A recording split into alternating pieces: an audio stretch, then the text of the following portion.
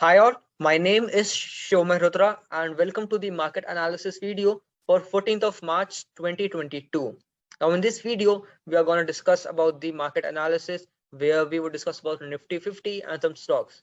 Stocks में हमारी कुछ swing entries भी हैं and intraday entries भी हैं. I would just make you understand everything about that, how to make your entry and how to execute it. Okay, so first of all, starting from Nifty 50. So the thing that we need to focus right here, Nifty 50 is forming a symmetrical pattern, symmetrical triangle pattern, ठीक है, जिसका breakout either side पे, breakout या breakdown either side पे एक entry opportunity होती है. तो अभी ये एक अपने रेजिस्टेंस जोन में है 16654 के लेवल के अंदर. जैसे ही ये लेवल का ब्रेकआउट होता है, we would go long and our first target would be 16760. Okay, the thing we also need to consider right here, past information. आप ये देखोगे तो ये पोल है और ये फ्लैग बना हुआ है, ये चीज, ये फ्लैग बना हुआ है, ठीक है. नाउ इसका 16655 का ब्रेकआउट और उसके ऊपर क्लोजिंग एक एंट्री अपॉर्चुनिटी होगा लॉन्ग जाने के लिए. फर्स्ट टारगेट 16760 होगा, सेकंड टारगेट हमारा 16850 होगा. सिमिलरली अगर ब्रेक डाउन होता है तो इस लेवल पे 16584 580 पे क्लोजिंग होते ही आप 15 मिनट टाइम फ्रेम पे या even on 5 minute time frame you can sell. Okay, your target would be up till here, that 16452. So it's a good target if we just calculate from here. If our entries are 16572, it's approximately 122 points.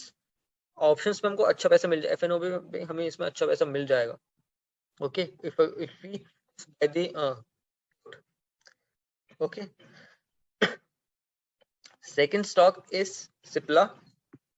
So this is a swing stock basically, and I gave this stock for intraday also. Now I'm giving again because the reason I'm giving it, इसका एक breakout हो चुका है, एक important level का breakout हो चुका है जो था 1003 रुपए पॉइंट 10 पैसे का.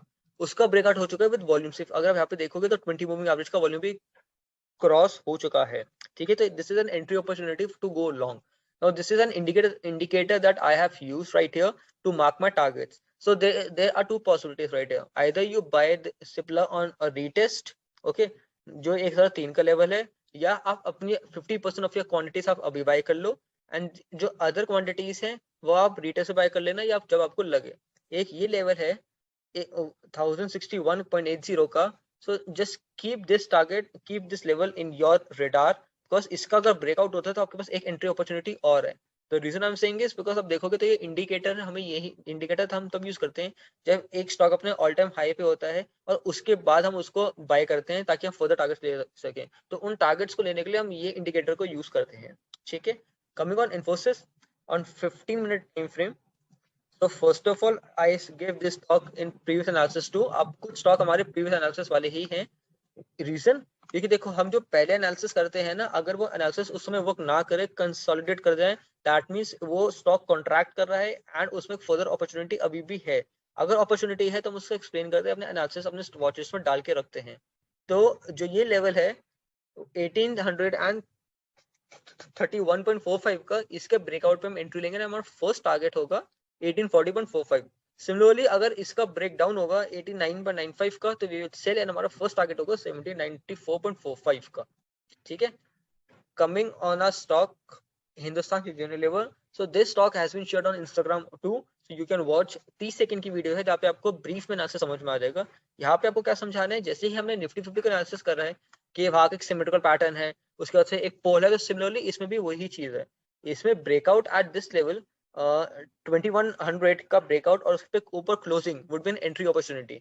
सिमिलरली अगर इस लेवल का ब्रेकआउट होता है 2081 का और सपोर्ट लेता है, सॉरी रेजिस्टेंस लेता है 2075 से, एक रीटेस्ट देखे, जैसे आप देखो जैसे मैंने एरोस बनाए उसी में अगर होता है तो just sell, and your first target right here would be 2050. Second target would be 2029. I have marked the levels. If you haven't marked any levels as of now, just pause the video, go back and mark the levels, because these levels would play an important role in tomorrow's market, in tomorrow's live market. Okay, and if you're watching this video up till now, do leave a comment and do like the video, because it would help the algorithm to reach maximum number of smart population like you who are passionate about stock market. Okay, the last stock is Wipro.